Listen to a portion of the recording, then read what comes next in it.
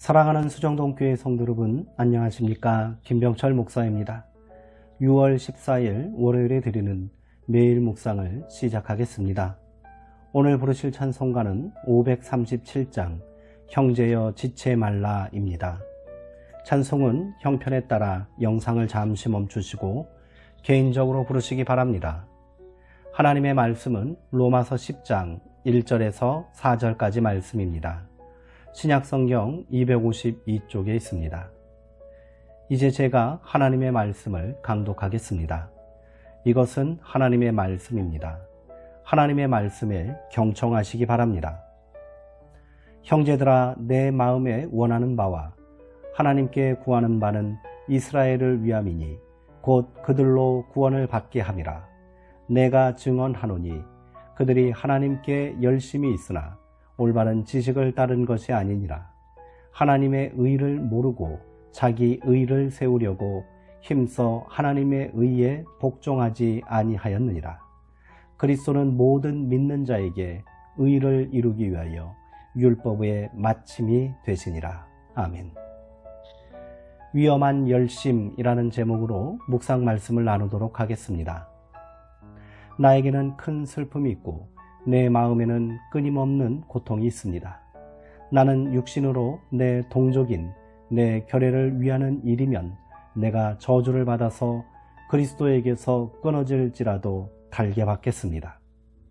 바울이 로마서 9장에서 고백한 말입니다. 동족의 구원을 향한 바울의 진심과 열망이 그대로 담겨있는 고백이지요.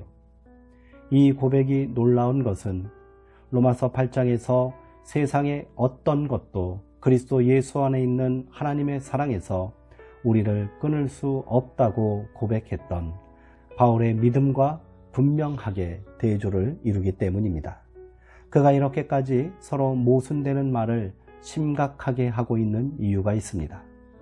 그것은 그를 끊임없이 괴롭히는 큰 슬픔과 고통입니다. 선택받은 백성이라는 자부심을 품고 살지만 정작 진리 앞에서는 뒷걸음질 치고 마는 동족들의 태도가 바울을 고통스럽게 만든 것입니다. 율법으로 하나님의 의에 이룰 수 있다는 주장을 굽히지 않는 형제들의 모습이 안타까워 견딜 수 없는 겁니다. 이것은 분노가 아닙니다. 깊은 연민입니다. 아무리 복음의 진리를 전파해도 도무지 귀를 막고 듣지 않는 동족들을 향한 바울의 비애입니다. 그들을 포기할 수 없기에 무슨 일이 있어도 형제들이 복음의 진리 가운데로 나와야 하기에 그렇게 할 수만 있다면 자신이 그리스도에게서 끊어지는 저주를 받아야 한다 할지라도 기꺼이 그리 하겠다고 말하는 것입니다. 플라톤이라는 그리스의 철학자는 인간이 가진 편견과 그릇된 신념을 동굴의 비유를 통해 설명하였습니다. 어두운 동굴 안에 묶인 채 벽만 바라보는 사람들은 자기들 앞에 어른거리는 그림자가 실체라고 생각합니다. 동굴 안이 세상의 전부라고 믿고 있는 겁니다.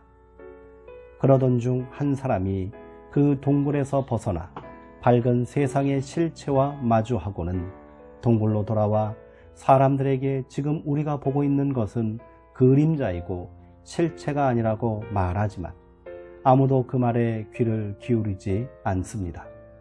얼마나 답답한 노릇입니까? 동족을 향한 바울의 심정이 딱 그렇습니다. 홀로 보는 자는 외롭습니다. 바울은 그리스도 안에서 생명에 이르는 길을 찾았지만 이미 길을 알고 있다고 믿는 이들은 다른 길을 걸을 생각이 전혀 없습니다. 그러나 바울은 동족들의 운명을 나몰라라 하지 않았습니다. 안타까운 마음을 품고 그들을 위해 기도하고 또 기도하고 있습니다. 형제들아, 내 마음에 원하는 바와 하나님께 구하는 바는 이스라엘을 위함이니 곧 그들로 구원을 받게 함이라. 바울은 가는 곳마다 유대인들로부터 많은 박해를 받았습니다. 박해를 받으면 마음을 닫기 쉬운데 그는 더욱 절절한 안타까움으로 동족들을 위해 기도했습니다. 자기 확신에 찬 사람들은 자기들과 다른 사람들을 용납하려 하지 않습니다.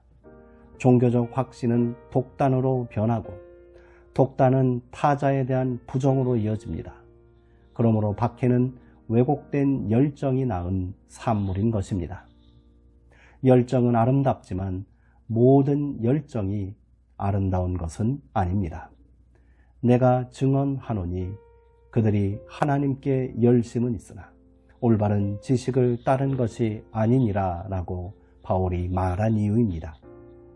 올바른 지식 혹은 이해에 근거하지 않은 열심은 꺼지지 않는 불과 같아서 남을 태울 뿐만 아니라 자기도 태우고 맙니다. 결국 그릇된 열정의 끝은 속절없이 흩어질 채만 남길 뿐입니다.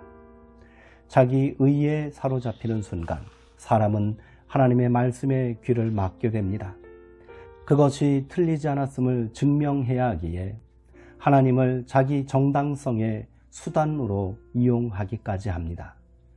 하나님의 의는 죄인들을 있는 그대로 용납하는 은총이건만 그들은 그 은총을 받아들이려 하지 않았습니다. 그러나 바울은 모든 믿는 사람에게 의가 되어주신 그리스도를 전해야 합니다. 아무도 들어주는 사람이 없고 모두가 귀를 막고 있는 것처럼 느껴질지라도 그리해야 합니다. 그게 전도자의 길이고 증인된 사명이라 믿었기 때문입니다. 안다라는 자부심, 내가 옳다는 독서는 인간을 파멸의 나락으로 끌어들일 수 있습니다. 독단 속에는 사랑이 깃들 여지가 없기 때문입니다. 사랑으로부터 멀어질 때 지옥이 다가오는 것입니다.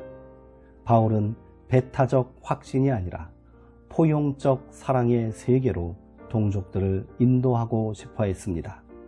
그들을 너무도 사랑하기 때문입니다. 그들의 구원을 진심으로 바랬기 때문입니다. 오늘 우리는 무엇으로 근심하고 또 어떤 괴로움으로 하나님께 부르짖고 있습니까? 그 이유가 결국 나 자신만을 위한 것이라면 생각과 시선을 확장할 필요가 있습니다. 그렇지 않으면 우리도 이스라엘의 실패를 답습할 수 있습니다. 자기 확신과 잘못된 신념에 사로잡혀 하나님의 의가 무엇인지, 아버지의 사랑이 어디 있는지 모르고 살았던 그들처럼 말입니다. 기도하겠습니다. 하나님, 동족들의 불신앙 때문에 깊은 슬픔에 잠긴 바울의 마음이 뜨겁게 다가옵니다. 제사장 나라, 거룩한 백성이라는 이스라엘의 자부심은 온갖 시련 속에서 그들을 지켜준 방패였지만 지나친 자기 확신은 그들을 오히려 진리로부터 멀어지게 만들었습니다.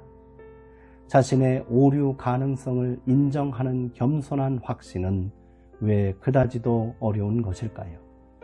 가없는 사랑으로 사람들을 품어 안으셨던 주님의 마음을 배우고 싶습니다. 상처 많은 형제의 가슴에 그리스도의 사랑을 가져가는 사람들이 되게 하옵소서. 예수님의 이름으로 기도하옵나이다. 아멘. 이상으로 오늘 묵상을 모두 마치겠습니다. 사랑하고 사모하는 성도님들, 오늘 하루도 평안하시고요. 주님의 사랑 안에서 하나님의 의를 이루는 삶이 되시기 바랍니다.